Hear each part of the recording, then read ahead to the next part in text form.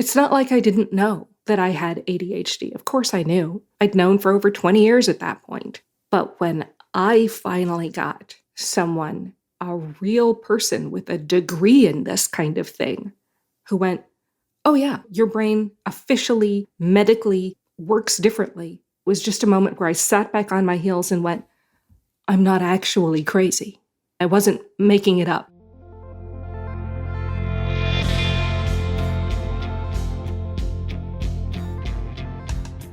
This is ADHD Aha, a podcast where people share the moment when it finally clicked that they have ADHD. My name is Laura Key. I head up our editorial team here at understood.org. And as someone who's had my own ADHD Aha moment, I'll be your host.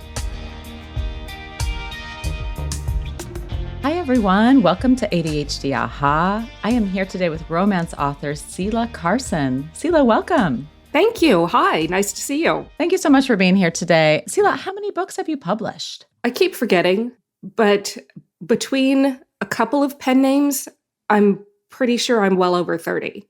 I might be closing in on 40. I don't recall anymore. And that includes all the novellas, all the short stories, everything that I've actually put out there is very close to 40. What kind of romance do you write? I started out trying very hard to write historical romance, and I am really bad at it. I don't have the right voice for historical romance. So I write paranormal and science fiction, and I have also dipped my toes into some contemporary romance. Ooh, very cool. Let's dive into your story. Rather than start with when you got diagnosed with ADHD, I would rather start with when you started to notice signs of ADHD in yourself. I think that this was when your daughter was struggling with ADHD symptoms. Is that right? Yeah. So she was probably 5 or 6 years old, and it was such a struggle to do simple things, to remember things like brush your teeth in the morning. And of course, every child needs reminders. That's not the problem. The problem was that it never seemed to click. And doing things like homework. When you have to do, 2 pages of math problems or whatever it is, and it takes you 3 hours and meltdowns, and dinner is not getting done because all I can do is try to stay on top of getting these things done, it started to impact her academics. And so we did get the diagnosis and she did go on meds, but watching her take the test and going over it with her and going, yeah, that's me. Yes, that's me. Oh, crap, that's me. Yeah, I think I know where she got it.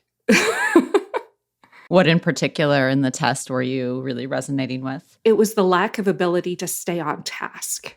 And it didn't matter how much I wanted to. It's never mattered how much I want to stay on task and stay focused and be steady with things.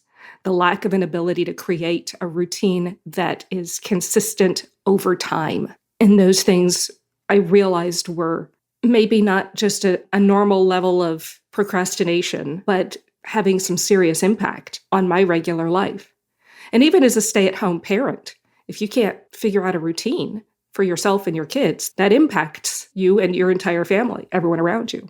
Did you pursue an evaluation? At the time, no. At the time, we were active duty military. My husband retired from the Air Force. And it is a psychiatric consult. And you don't do that when you're an officer's spouse. At the time, I sincerely hope it has changed. I feel like it has changed. Talking to younger Air Force members and their spouses, things have changed. But 20 years ago, it had not. What were you worried might have happened had you sought that out? Tell me more about the fear. That it would impact his career. Because do you promote a man with a crazy wife? Because then he has to focus on his crazy wife and cannot focus on the job. And I want to make it clear that I'm not even convinced that my perception was 100% correct. It may not have had any impact. But to me, it wasn't worth the chance.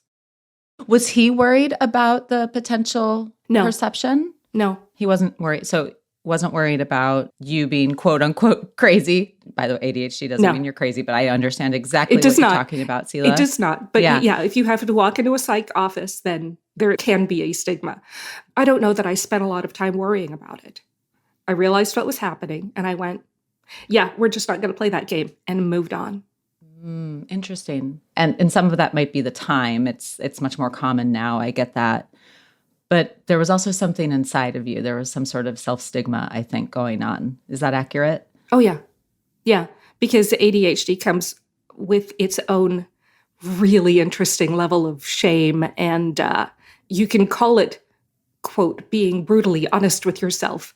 But what it amounts to is that inherent sense of I am really not as good as other people. There is something deeply wrong with me. And I didn't need to advertise that either. I'm curious how the noticing of ADHD symptoms in yourself, how deeply that stuck with you from the period when you started to notice to the point when you did actually seek out an evaluation later in life. Did you just shoo it away from there? Or did you think about it when you would struggle with certain things? Like, did you struggle with your writing at all? Yes. Yeah, I did. And I knew it was part of how I wrote. You noticed that I said I write novellas and short stories. Yes, I did notice that. And it's because I have told myself from the beginning that I don't have the attention span to write a full-length novel. And that has been part of my thought process every time I sit down to write a book. I know it's going to be a novella because I know, and I want to put that in quotations, I know that I don't have the attention span to write a novel. I might, but now it's in my head. Where else would potential ADHD behaviors, symptoms pop up for you? If any writers are listening to this, do not do what I do. Do not try this at home. Yeah. Do not. I will give myself, 2 or 3 months to write a novella. And in those 2 or 3 months, I will write 10, 15,000 words. The week before my deadline hits, I will erase all of them and start over. And I will write 25,000 words in a week. Wow. This is not healthy. Is this intentional or is this just what has happened? It's just what happens. I would love to not do that because I end up spending, 12 hours sitting at my desk, ignoring my family, drinking Monsters and watching my ankles swell because you're not supposed to sit that long. Wait, drinking Monsters? What's a Monster? It's an energy drink. Oh, got it. Yes, Got it. But it works. It's the self-medication that gets you through it. And in order to not develop a tolerance for them, I only do that when I'm on deadline because otherwise they would stop being effective. Because, man, I can put down a pot of coffee easily and it doesn't do anything. But no, the Monsters work because I save them for these horrific writing sprints. Right. Working well under pressure, I guess. I work well under pressure, and part of that's the hyperfocus and that adrenaline rush. It's the dopamine. Ooh, look at what I accomplished today that I couldn't accomplish by writing 1,000 words a day. And that's all I would have to do to avoid that rush. And it doesn't happen. I sit there and I stare at the screen and nothing happens. Or I write and then I go, no, that's terrible. And then I write a little more. No, that's terrible. And it doesn't come together until right at the end. And it's physically and psychologically not healthy. I've been there, especially pre-diagnosis. I remember working on my master's thesis. My body was not happy with me. Let's just put it that way.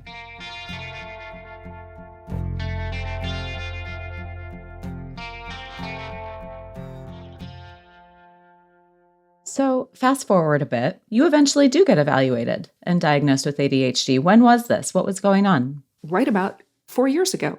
Honestly, I'm not even really sure if there was an event that kicked it off or if I finally just woke up one day and said, yeah, he's retired. I'll call the doctor. Oh, so he was retired.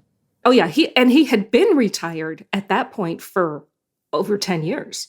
Oh, interesting. So it's not like I just had to wait until he retired. No, I just kept on rolling the way I was until one day, like I said, I woke up and went, nope, I'll do that today. There's got to be more to it than that, I have to believe. It must have been festering, right, Sela? It had to be. So I was burnt out. I had not had a decent story idea at that point for a year and a half. And I was dying. I couldn't think of a story. I couldn't finish a story. And my the house is falling apart and everything was just was getting worse. But what really motivated me was the inability to write. And I thought, if I can just make my brain slow down enough to sort something out, to think something all the way through, that would be amazing if I could do that. And because I also self-publish, that's not just the writing the books. There is a tremendous amount of admin. And ADHD plus admin is a terrible combination. ADHD plus admin equals bad. Yeah. Equals not going to get done. I was interviewing someone recently, and she talked about the going from 0 to 100, but we don't realize that we are actually at 99 for a really long time. So it's really about trying to avoid going from 99 to 100. And I wonder if you were at 99 for a really long time. I had been, yeah. Like I said, I'd been burnt out for however long. I'd been struggling for years to continue to write enough to keep on top of everything. And I was about done. This was actually kind of a last gasp to keep anything like a career going. If I didn't settle down and write something, then I was not going to be able to call myself a writer anymore.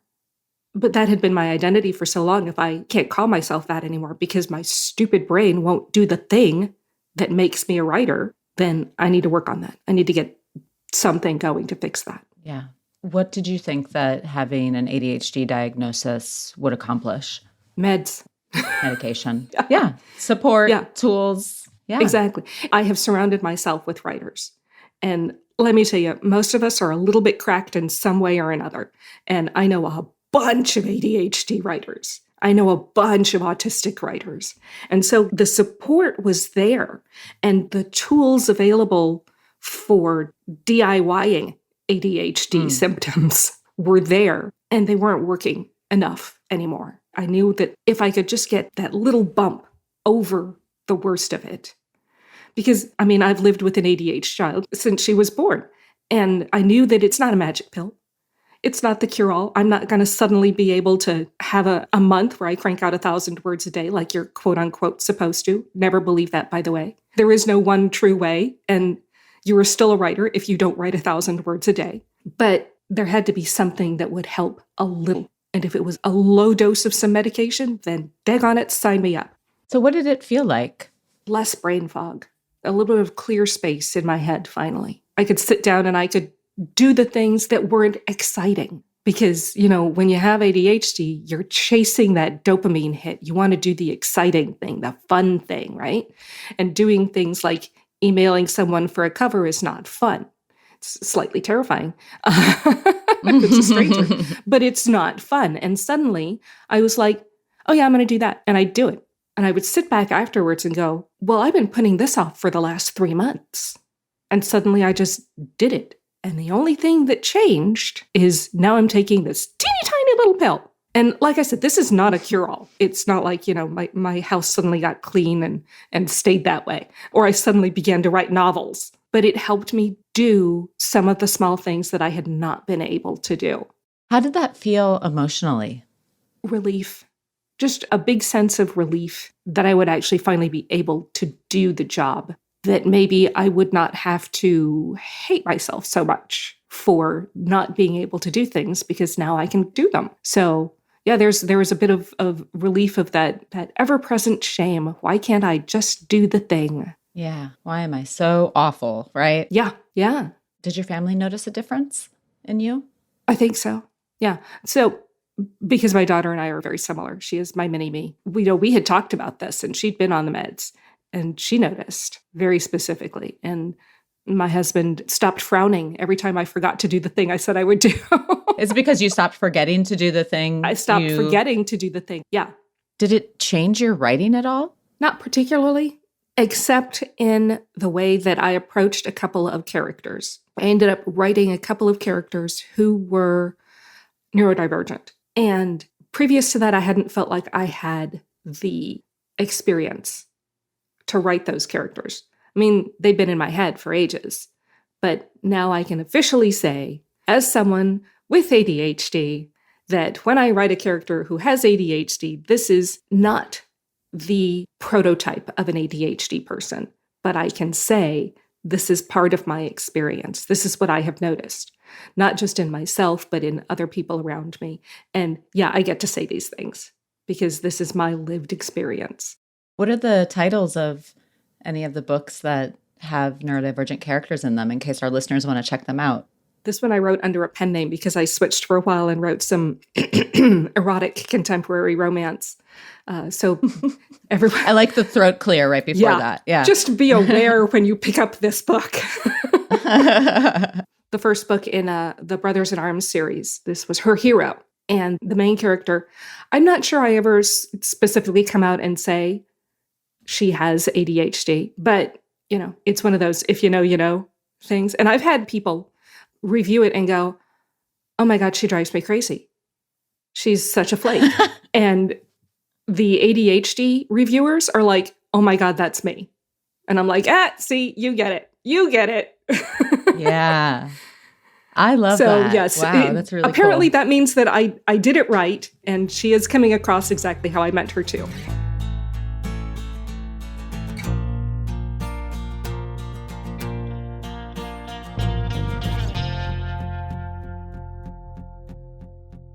I think it's really cool that you're now, post-diagnosis, you're writing neurodivergent characters.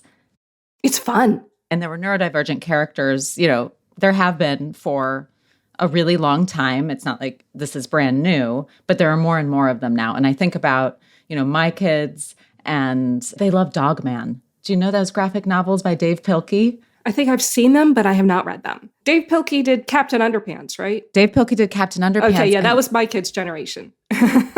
And Dave Pilkey is somebody who has ADHD and dyslexia. And my kids now, they read these graphic novels, and there's a character that's a robot whose name is the number 80-HD, ADHD. Gotcha. And it's great. And my kids, it's just like a term. And we talk about, it's kind of a joke because look at how the robot acts, right? And it's really cool that it's just part of the vernacular now. It's just something. It is. Yeah. I mean, Percy Jackson, the character Percy Jackson was designed because Rick Riordan's son has ADHD. Yeah. And Percy has ADHD. And dyslexia, right? And dyslexia. And he makes it work. I love that character. And then the Curious Incident of the Dog in the Nighttime, the main character in that is autistic. So it's neat to see that there are more and more characters, especially our kids' age, which means that Gen Xers and older millennials were writing those books. We saw our kids struggle, and we decided to do what we could to help them. Yeah, I love that. And there's that that Gen X maybe kind of self-reliance, I'm just going to take care of this myself. Yeah. And I think what we were talking about when you and I had our pre-interview was that being Gen X somehow maybe influenced how you approached possibly having ADHD. I think it did. I think a lot of us know exactly how screwed up we are in our generation. We know that there's something wrong. And when we saw it in our kids, and there was help available, and there was help without stigma, we jumped on it. Our kids got the diagnosis long before we did. And I'm sure that there are plenty of Gen X parents who got their diagnosis about the same time their kids did. Gen X, and I'd say Gen Y as well. Yeah, there's a lot of that happening. I also, regardless of whether my kids are on meds or not, I also said the world is not going to adapt to your needs. And there are some things that, sweet potato, mama loves you, but you're going to have to suck it up and you're going to have to do the thing because that's just how the world works. And it sounds like really rude and mean parenting, but I'm not wrong. The world has adapted in some ways, but not entirely. The meds can help, but you still have to do the work. I think that's definitely a Gen X trait of, yeah, well, we're glad you're on meds, but do it anyway. You still have to get all this stuff done. You still have to do your homework. You still have to turn things in on time. There is something really positive and inspiring about how younger generations are so much more open to neurodiversity and to being neurodivergent. And in some ways, as a generation, it seems like maybe they can, rather than mold to the world, have the world mold to us, to them, to us. Which I love. But there's a nice, I'll speak specifically about what you just described with you and your daughter. There's a nice kind of passing of the baton, though, with the two kind of different mindsets that meet in a really healthy middle, I think. I hope so. Yeah. I like my kids.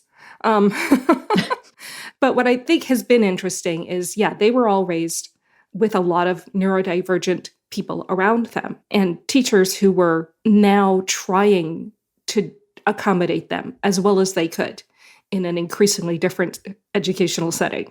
And so it's been neat that their friends are all kinds of people. And the ADHD kid isn't, the weirdo. Or maybe they are the weirdo, but like that's embraced as cool. Exactly. Right? Yes. And my kids are weird, and I absolutely think it's awesome. Sela, what is next for you? What are you working on? So even after taking the meds and doing all of that, I still broke myself writing. I wrote a dozen novellas in about 18 months, and I did, I think, every single one of them in that insane, here, let me write this entire thing I wrote one in 3 days. Wow. 20,000 words in 3 days is very, very bad for you.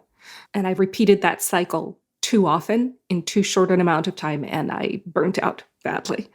So I've actually taken the last year and a half off. And the only reason I still feel like I'm a writer is because I know there's more in me, and I have confidence that I can get back to it. And I actually am. I've begun writing again. You went from you were struggling to put pen to paper, and then you were putting too much pen to paper. And now you're approaching your sweet spot. I think so. Yeah. I wrote pretty regularly for the last month or so, putting together a new story. And the only reason I haven't written much this week is because I got sick, but I miss it. And that's something I haven't missed for a while, was that feeling of, I actually want to write something. Oh. So that's nice to be able to feel like I'm getting back to being the writer that I wanted to be for quite some time. Well, Sela, it was so lovely to connect with you today. Thank you for spending this time with me. Thank you for having me on. It was so nice to be invited on, and I appreciate this opportunity a lot. I like talking about this.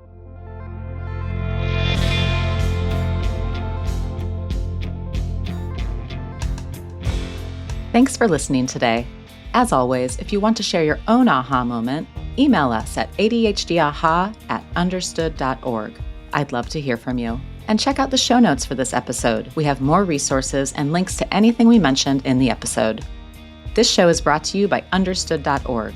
Understood is a nonprofit organization dedicated to empowering people with learning and thinking differences like ADHD and dyslexia. If you want to help us continue this work, donate at understood.org/give. ADHD Aha is produced and edited by Jessamine Molly. Say hi, Jessamine. Hi, everyone. And Margie DeSantis. Hey, hey. Our theme music was written by Justin D. Wright, who also mixes the show. Samaya Adams is our supervising producer.